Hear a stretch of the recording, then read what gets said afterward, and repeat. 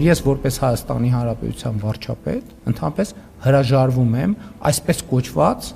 պատմական արդարության վերականգնման օրակարգից,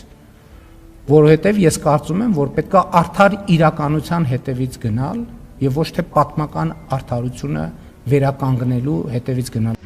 Փաշինյանի գաղափարախոսական ուղերձները ոչ այլ ինչ են, քան թուրք-ադրբեջանական օրակարգի պարտադրանքով հայ ժողովրդի իմունիտետը կոտրելու, ազգային ինքնությունը մոռացության տալու, մեզ համար մինչև այժմ շատ կարևոր արժեքների վրա խաչ քաշելու եւ փոխարենը մի կտոր հացով բավարարվելու, կյանքի զուտ նյութական կողմին նայելու եւ դրանով հանդերձ արժանապատվություն ու պատիվ չունենալու մասին տեքստեր։ Դրանց աշխարհաքաղաքական նշանակությունը Թուրքիայի ենթադաշնակիցը եւ հարճը դառնալն է։ Քաղաքական դաշտի խնդիրը նրա ասածին հակադարձելը չէ, մեր ասելիքը մենք վաղուց ասել ենք։ Հայ ժողովուրդն իր կամքը վաղուց է ձևակերպել, սրանից 36 տարի առաջ, անկախության հռչակագրում։ ՀԽՍՀ 12-րդ գումարման գերագույն խորհուրդը, որն անկախության հռչակագիրն ընդունել է 1990 թվականի օգոստոսի 23-ին, մեր նորանկախ պետականության պատմության թերևս ամենալեգիտիմ խորհրդարանն էր։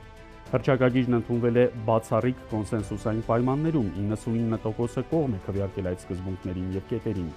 Սա կարևոր է, որովհետեւ հռչակագիրը գրվել է ոչ թե մեկ օրվա, 1 կամ 5 տարվա, այլ շատ երկար ժամանակի համար, որպես հայ ժողովրդի հավաքական տեսլական, որ մենք բոլորս հասկանանք, ինչպիսի Հայաստան, հայ կերպար եւ հասարակություն ենք ուզում։ Այդ դրույթները խտացված ձևով շարադրվել են այդ փաստաթղթում։ Դա է մեր ուղենիշը, եւ մենք դրանով պիտի առաջնորդվենք։ Այս ամբողջ կատակերգության իմաստն այն է, որ հռչակագրի հատկապես երկու բովանդակային կետ չլինի Արցախ եւ ցեղասպանություն։ Այդ երկու հարցի օրակարգը հայերի գլխից ու սրտից հանելու համար անհեթեթ մտքեր են ձևակերպում։ Այստեղ պետություն, այստեղ հաց, այստեղ հայրենիք, այստեղ կաց եւ այլն։ Ինչ է անում Ադրբեջանը հիմա։ Ժողովրդից ազգ է կերտում։ Ինչ է անում Հայաստանի Հանրապետության իշխող վարչախումբը, ճիշտ հակառակը, ազգից ժողովուրդ է դարձնում։ Անգամ ոչ թե ժողովուրդ, այլ անհասկանալի արժեքներով այս ռոպեական շահերով ապրող մարդկանց համակցություն է ուզում մեզ դարձնել։ Հետևաբար սա մեր կարմիր գիծն է, սա մեր սարդարապատն ու ավարայրն է, սա մեր լինելիության հարցն է, մեր հավաքական ինքնության, մեր ինչպիսին լինելու խնդիրն է։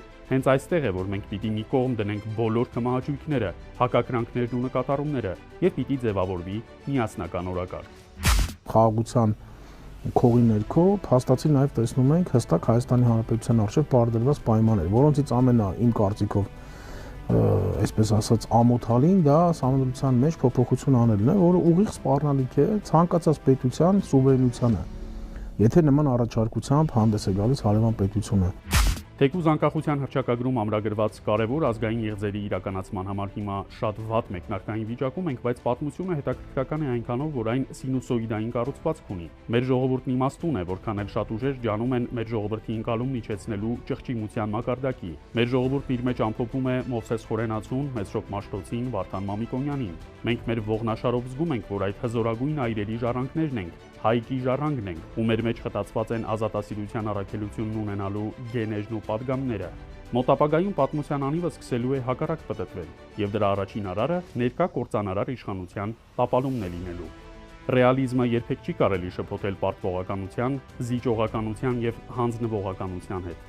Ռեալիզմն այն վարքագիծն է, որի հիմքում ընկած է իրական ուժերի բալանսի ընկալումը, իրական աշխարհաքաղաքականությունը, փոփոխությունների ճիշտ տեղորոշումն ու գնահատումը։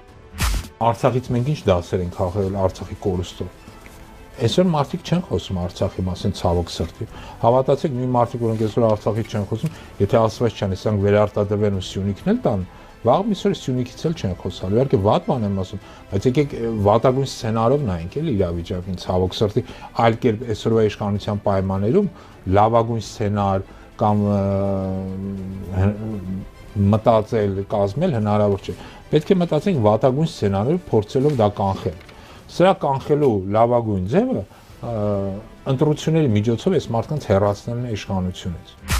Որ պայմանավորվածություններն են մինչև վերջ պահպանվում։ Օրինակ, եթե 2 տարի առաջ Զելենսկին Վաշինգտոնի համար խիզախ մարդ էր, այսօր նա բռնապետ է, նրան այդպես են կոչում։ Աշխարհը հարափոփոխ է, միջազգային քաղաքականությունը անընդհատ փոխվում է, դա պետք է հաշվի առնել։ Այժմ կարծես թե Հայաստանի համար բարենպաստ դասավորումների հնարավորություն կա։ Խնդիրը դրանք ճիշտ ընկալելն ու համահունչ քաղաքականություն իրականացնելն է։ Բայց այս վարչախումբը թուրք-ադրբեջանական օրակարգի սպասարկուն է, որից պետք է ազատվել հունիսի 7-ին։